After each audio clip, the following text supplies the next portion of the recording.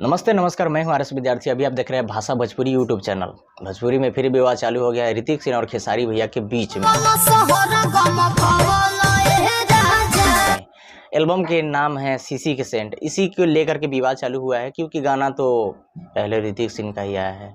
अब हम चोरी ये नहीं कह सकते कि खेसारी भैया चोर है, क्योंकि ऐसा भी होता है कि गाना पहले रिकॉर्ड किसी का होता है और पहले किसी का आ जाता है। अरे कहना क्या चाहते हो? तो अभी मुझे पूरा इफेक्ट पता नहीं है, लेकिन अगर यूट्यूब से देखा जाए तो ये तो साबित होता है कि खेसारी भैया ही चोरी की है। जनता माफ नहीं करेगी। हम ये नहीं कह सकते कि चोर है, क्योंकि ऐसा कहेंगे तो फिर कुछ लोग कमेंट में अपनी माँ बहन लेके आ जाएंगे। सही पकड़े हैं।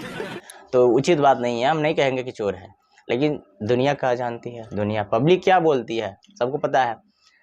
हम तो कुछ नहीं बोल रहे हैं। कुछ यूट्यूबर ऐसे बोल रहे हैं कि छकवा गाना चोरी फिर कर लिया। अबे साले, तभी मेरा माफ करना, गुस्से में इधर उधर निकल जाता हूँ। ऐसे थंबनेल लगा रहे हैं, ऐसे वीडियो बना रहे हैं कि छकवा फिर से गाना चोरी कर लिया। ऐसे नहीं बोलना चाहिए यार। आर्टिस्ट अगर कोई साड़ी पहन रहा है, कोई कलाकार अगर साड़ी पहन के इंटरटेनमेंट करा रहा है, तो छक्का कैसे हो गया यार? बात तो सही है। ऐसे हम बताते हैं, हमारे गांव देहात और हमारे एरिया में भी पहले और अभी भी होता है कि कभी कभी कोई फंक्शन पार्टी होता है या रामलीला होता है, उसमें भी सीता का रोल कोई लड़का ही निभाता है साड़ी पहनकर। इसके मतलब ये नहीं हो गया कोई छक्का हो गया, छक्का हो गया, ऐसा नहीं करना चाहिए। कलाकार है, अपना कला दिखा रहा है, तो छक्का नहीं है। ये तो यार किसी को ठेस पहुंचेगा, ऐसा नहीं बोलना चाहिए। कलाकार आपको इंटरटेनमेंट करा रहा है, इसका मतलब छक्का नहीं हो गया। आप नाम बोलिए यार। जैसे मान के चलिए कि आपको पसंद नहीं है, तो आप ऐसे भी ना बोलिए। आप नहीं सुनते हैं, नम्बर सुनिए, इग्नोर कीजिए, बात कहानी खत्म। अब छकवा या कौवा ये सब उचित नहीं है, ऐसा नहीं बोलना चाहिए।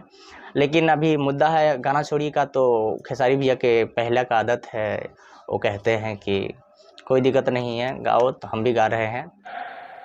झूठ बोलो, बार बार झूठ बोलो। तो ये तो परंपरा चलती रहेगा भोजपुरी का। भोजपुरी ऐसे भी बदनाम है चोरी को लेकर के।